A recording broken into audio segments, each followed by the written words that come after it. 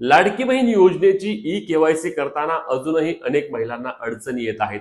E KYC झाली नाही तर आम्हाला योजनेचे पुढचे पैसे मिळणार नाहीत का, असा देखील प्रश्न अनेक लाडक्या बहिणी करत आहेत. तर त्या संदर्भातील सविस्तर माहिती आपण आजच्या व्हिडिओच्या माध्यमातून घेणार आहोत. तसेच तुमच्या असणाऱ्या इतरही अनेक प्रश्नांवर आपण आज चर्चा करणार आहोत. त्यामुळे व्हिडिओ शेवटपर्यंत पहा आणि चॅनलवर नवीन असल्यास आपल्या चॅनलला सबस्क्राईब करायला आणि तुम्ही फेसबुक पेजवर पाहत असल्यास आपल्या पेजला फॉलो करायला विसरू नका. तर मित्रांनो, सर्वात महत्त्वाची बाब म्हणजे लाडकी बहीण योजनेची ई केवायसी तुम्ही आता केली नाही तर तुम्हाला योजनेचे पुढचे पैसे मिळणार नाहीत का, तर असं अजिबात नाही. यासाठी लक्षात घ्या, आपल्याकडे 2 महिन्यांची मुदत आपल्याला महिला व बालविकास विभागाच्या वतीने देण्यात आलेली आहे. म्हणजेच की 18 नोव्हेंबर पर्यंत तुमच्या पैशाला कुठल्याही प्रकारचा धोका नाही, तुम्हाला योजनेचे पैसे वेळेवर मिळणारच आहेत. आता राहिला प्रश्न, मग ई केवायसी तुम्ही कधी करायची. लक्षात घ्या, ई केवायसी करण्याची साईट मोठ्या प्रमाणावर डाऊन होत आहे. ई केवायसी होत नाही कारण अनेकांना ओटीपी येत नाही आहेत. एकाच वेळी अनेक जण ट्राय करत आहेत आणि सरकारकडून देखील वेबसाईट अगदी खराब पद्धतीने तयार केलेली आहे.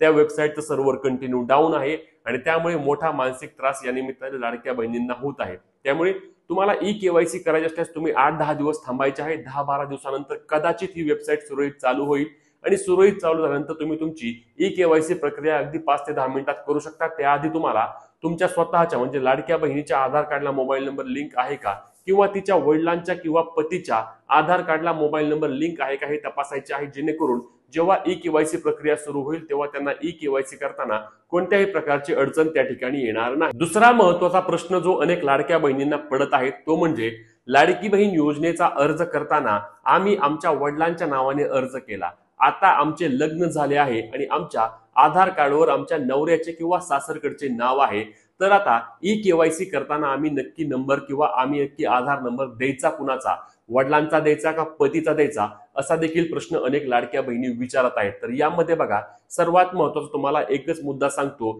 तुम्ही आता ई केवायसी करताना तुमच्या आधार कार्डवर ज्याचे नाव आहे, तुमच्या वडिलांचे नाव असेल तर तुम्ही बिंदास त्या ठिकाणी वडिलांचा आधार नंबर टाका. तुमच्या आधार कार्डवर जर तुमच्या पतीचे नाव असेल तर तुम्ही तुमच्या पतीचा त्या ठिकाणी आधार नंबर टाका आणि त्यावर येणारा ओटीपी असणार आहे, तो ओटीपी त्या ठिकाणी टाकून तुमची ई केवायसी करण्याची प्रक्रिया आहे ती पूर्ण करून तुम्हाला घ्यायची आहे.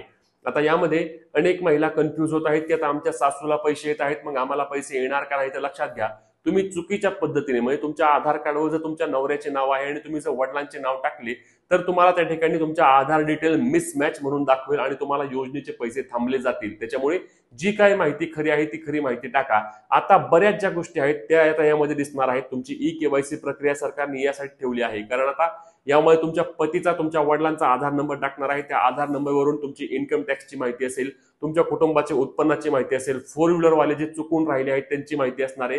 अशी अनेक माहिती आता सरकारला मिळणार आहे आणि त्यामुळेच जेव्हा ही ई केवायसी प्रक्रिया पूर्ण होणार आहे तेव्हा या लाडकी बहीण योजनेतून अनेक महिला तुम्हाला बाद झालेल्या दिसतील, कारण आता सरकारकडे तुमची बऱ्यापैकी माहिती ह्या ई केवायसीच्या माध्यमातून पोहोचणार आहे. त्यामुळे प्रश्नांचं उत्तर तुमच्या हेच असणार आहे की तुमच्या आधार कार्डवर जे नाव आहे, वडिलांचे असेल तर वडिलांच्या नावाने भरा आणि तुमच्या पतीचे नाव असेल तर तुमच्या पतीचा आधार नंबर त्या ठिकाणी टाका आणि त्यांच्या आधार कार्डला मोबाईल नंबर लिंक आहे का याची खात्री करा, तरच ओटीपी येतो आणि तो ओटीपी टाकल्याशिवाय तुमची ई केवायसी प्रक्रिया पूर्ण होत नाही. त्याच्यामुळे या गोष्टी लक्षात घ्यायच्या आहेत. जास्त घाबरून जायचं नाही, पॅनिक होऊ नका.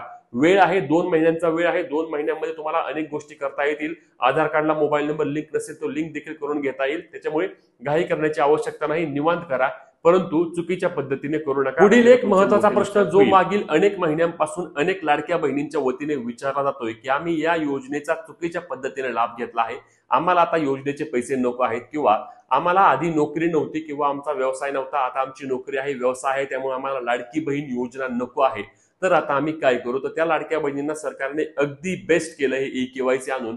आता लक्षात घ्या, जर तुम्हाला लाडकी बहीण योजना पुढे चालू ठेवायची नसेल तर तुम्ही फक्त ई केवायसी करू नका. तुमचे पैसे आपोआप बंद होतील आणि तुमचे पैसे तुम्हाला रिफंड देखील करावे लागणार नाहीत. त्यामुळे तुम्हाला ही बाब लक्षात घ्यायची आहे. जर तुम्हाला लाडकी बहीण योजना पुढे चालू ठेवायची नसेल किंवा तुम्हाला आता तुमचं उत्पन्न जास्त असेल, पुढे भविष्यात तुम्हाला काही त्या ठिकाणी अडचणी देखील येऊ शकतात, त्या अडचणी टाळायच्या असतील तर तुम्ही योजनेची ई केवायसी करू नका.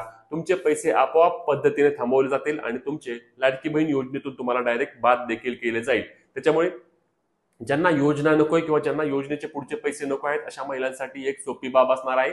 फक्त ई केवायसी करायची नाही. 2 महिन्यानंतर तुमचे आपोआप पैसे सरकार बंद करून टाकेल आणि तुम्ही योजनेतून अपात्र व्हाल आणि लाडकी बहीण योजनेचे पैसे देखील तुम्हाला रिटर्न करावे लागणार नाहीत. त्याच्यामुळे ही देखील बाब तुम्ही लक्षात घ्यायची आहे. आता सर्वात महत्त्वाचा मुद्दा म्हणजे आमची ई केवायसीच होत नाही, आम्ही खूप जास्त प्रयत्न करतोय परंतु ई केवायसी होत नाही. तर जास्त प्रयत्न करूच नका, मी तुम्हाला तेच सांगतोय.